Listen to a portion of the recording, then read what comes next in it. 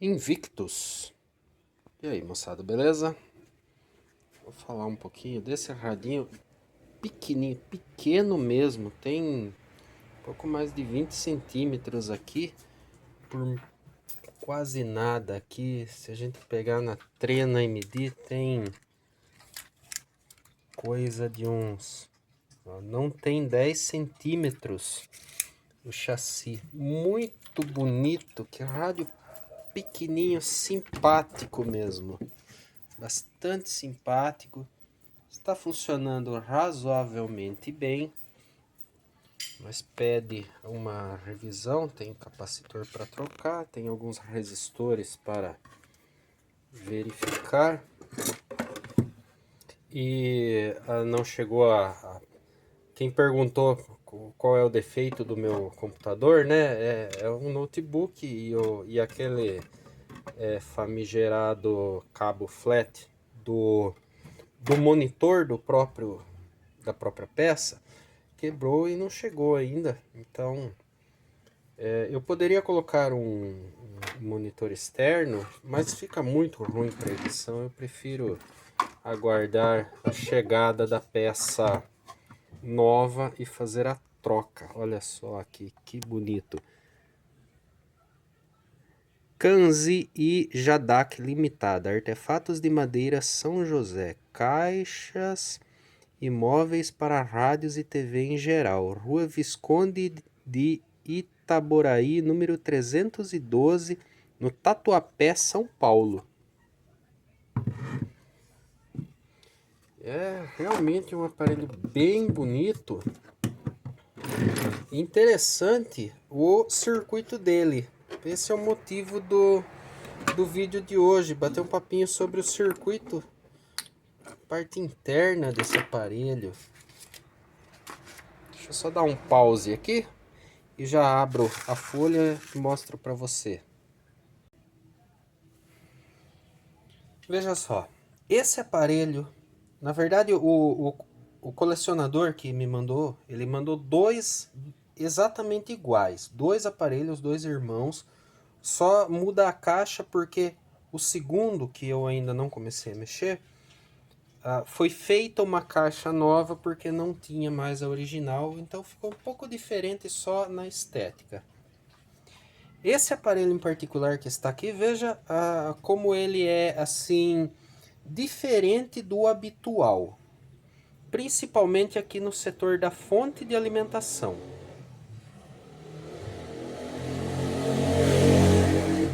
Esperando a moto passar, né? Senão a gente não consegue falar. Na sua região passa dessas motos sem escapamento ou que o motoqueiro tira o miolo do escapamento para ela fazer mais barulho? Eu espero que não, né? Tomara que seja só aqui esse problema. Veja só, isso aqui é um autotransformador. E é um transformador também, é uma mistura de transformador com auto. O que é um transformador e o que é um autotransformador? Vamos dizer assim. Transformador quando você tem um primário que recebe a energia e você tem, quando eu digo um, pode ser mais que um, certo? Tanto primário como secundário. Existem muitas variedades. E você tem o secundário, onde você usa a energia em outro valor de tensão. Nesse caso, ele é um transformador no sentido que eu tenho um primário que recebe a energia da rede elétrica e tenho um secundário para onde vai a alimentação de filamento e das lâmpadas também. Lâmpadas e filamento saem desse secundário. Muito bem. Só que do ponto de vista do circuito de alta tensão, ele é um autotransformador, porque só tem uma bobina. E eu tenho um seletor de tensão para 110, 200 e 220 volts. No caso aqui do Brasil, eu iria usar apenas 110 ou 220. E ele tem a saída de 170 volts que vai para o retificador. Então, Aqui onde moro é 127 volts. Então eu coloco em 110, que é o mais próximo de 127, e ele é um autotransformador que aumenta para 170. Onde o proprietário mora é 220. E aí é um autotransformador que reduz para 170. Para quem não entende essa questão do autotransformador, é assim.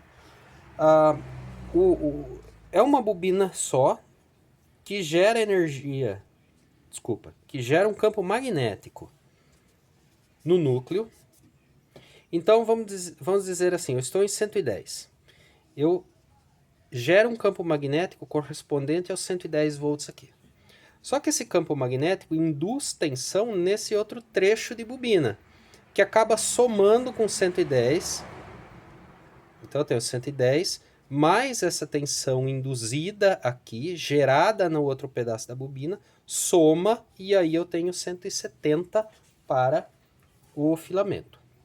Se fosse 220, eu teria uma bobina funcionando como um divisor de tensão aqui no meio. Uma bobinona onde eu tiro na espira correspondente, na volta do fio, né? A espira correspondente aos 170 volts, eu tiro o valor aqui. E aí o comportamento dele se assemelha muito, não é igual, mas é muito parecido com um divisor resistivo. E aqui ele é um divisor por indução, certo? Mas o comportamento é como se fosse um divisor resistivo, quando entra a tensão maior e sai a tensão menor. E daí vai para o retificador, uma 6x4, onde ela está funcionando, ela é um retificador de onda completa, mas está funcionando como meia onda, porque os anodos estão interligados. Outra característica diferente desse projeto. Então, pelo fato dele ter um autotransformador na entrada, não isola a fase, né? Não isola o chassi de um choque elétrico. Até porque tem a chave aqui ligando um lado da tomada, do plug, diretamente ao chassi. E o outro lado vai no autotransformador. Não importa a posição desse plug aqui, eu vou ter energia, eu vou tomar choque no chassi. Então ele é assim, ele se assemelha a um rabo quente pelo fato de ter fase diretamente ao chassi, ter chassi vivo, mas ele tem um autotransformador de entrada. Certo? É uma característica um tanto quanto diferente. E depois, aqui na frente, é um filtro pi formado por...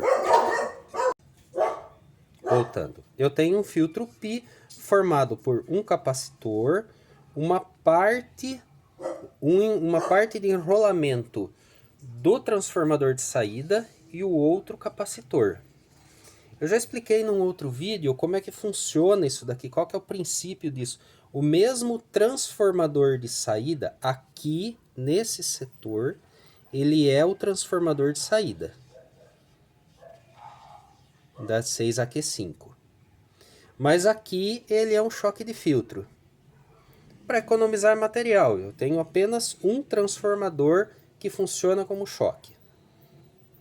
Eu já contei para você que num outro vídeo, apenas resumidamente aqui, eu tenho uma corrente elétrica fluindo para o circuito por aqui, fazendo esse caminho, e tenho a corrente elétrica de polarização da válvula fluindo por esse caminho.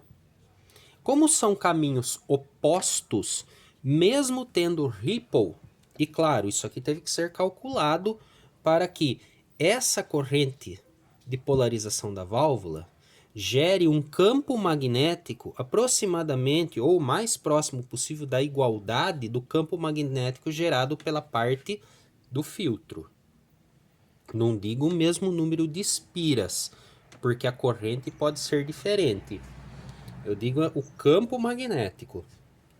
O campo magnético gerado aqui é aproximadamente o mesmo gerado aqui, e como o ripple acontece tanto para o lado da válvula como para o lado do circuito e está em sentidos opostos, ele se cancela no campo magnético do transformador e isso não chega até no alto-falante. Se os capacitores estiverem com saúde, não vou ter ripple nesse alto-falante. Muito interessante, né? E também, claro, eu tenho que estar com esse capacitor aqui de polarização de placa saudável para não atrapalhar o funcionamento da válvula e ter um descompasso aí, um desequilíbrio de correntes. Se tudo estiver em ordem, todos os componentes saudáveis e a válvula em boas condições de trabalho, eu não vou ter ripple aqui na saída. Se o projeto for bem feito, né? Claro. Basicamente era isso que eu achei muito interessante para comentar com você sobre essa ideia. Hoje, né, falamos em tempos atuais, depois de décadas desse projeto, eu não tenho aqui a informação do ano desse projeto, nem do ano de fabricação do aparelho. Mas, assim, depois de muitas décadas, isso aqui não seria recomendado, nem um pouco recomendado, porque eu não tenho isolação. E como pelo menos a chave de onda aqui, veja só, a chave de onda, ela é metálica, né? Se não for a isolação do botão, a pessoa toma choque. Se o botão estiver quebrado, como esse aqui, né, e a pessoa tocar no parafuso, vai tomar choque. Isso é um risco desnecessário, né? Nós não precisamos correr esse risco de ficar tomando choque em chassi de aparelho. Isso não se aplicaria hoje em dia. Mas foi uma solução interessante utilizada nessa época que provavelmente teve algum ganho no custo de fabricação do aparelho e provavelmente no tamanho do transformador para a época. Tá? O transformador é esse aqui. Né? Esse é o que é transformador e autotransformador. E esse é o da saída. Né? Então provavelmente teve algum ganho aí, principalmente de tamanho, por conta desse projeto ser tão apertadinho, né? Tão miúdo. Estão faltando duas válvulas aqui, porque eu tirei por conta de movimento aqui. Eu gosto sempre de tirar as válvulas, porque a válvula guardada não quebra, né? Então eu tirei essas duas aqui para tirar da caixa, no momento. Depois eu vou voltar, até porque eu vi um capacitor aqui que precisa ser trocado. Um capacitor escondido lá no cantinho, e vou fazer uma revisão de resistores. O proprietário já trocou alguns capacitores aqui, então tem menos coisas para fazer. E aí a gente faz um vídeo dele funcionando, muito bonito, realmente é um aparelho muito bonito, tá? E fica para a próxima, tá? Ele funcionando, ok? Aí a gente fala algum detalhe, por exemplo aqui também, capacitor meio fatiado, mas está interligado, tá? Está tudo no mesmo conjunto aqui. Beleza? Então ficamos por aí, mais um vídeo sem corte nenhum, com as minhas gaguejadas e com os roncos de moto aqui na vizinhança. Assim que chegar a peça do meu computador, a gente volta à edição, eu volto a passar os nomes dos colaboradores, deixando correr aí, né? Nada mais justo. E se você também considerar e quiser ser um colaborador do canal, o link vai estar aqui embaixo na descrição.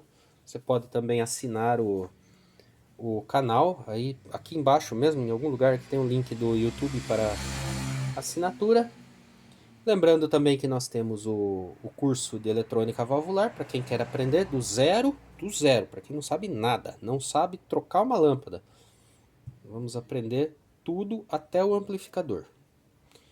E está em fase de gravação o curso de rádio superheteródino, que é esse aparelho aqui, que tem uma bobina esquisitona aqui, tem capacitor duplo aqui, o que que faz, o que cada uma dessas peças fazem, o que essa bobina faz, depois tem uma outra bobina escondida aqui atrás, o que essa outra faz, tá? É isso o que é abordado, essas duas canecas aqui, o que é abordado, o que será abordado nesse curso novo. Muito bem, se gostou deixa um joinha, um grande abraço e até a próxima.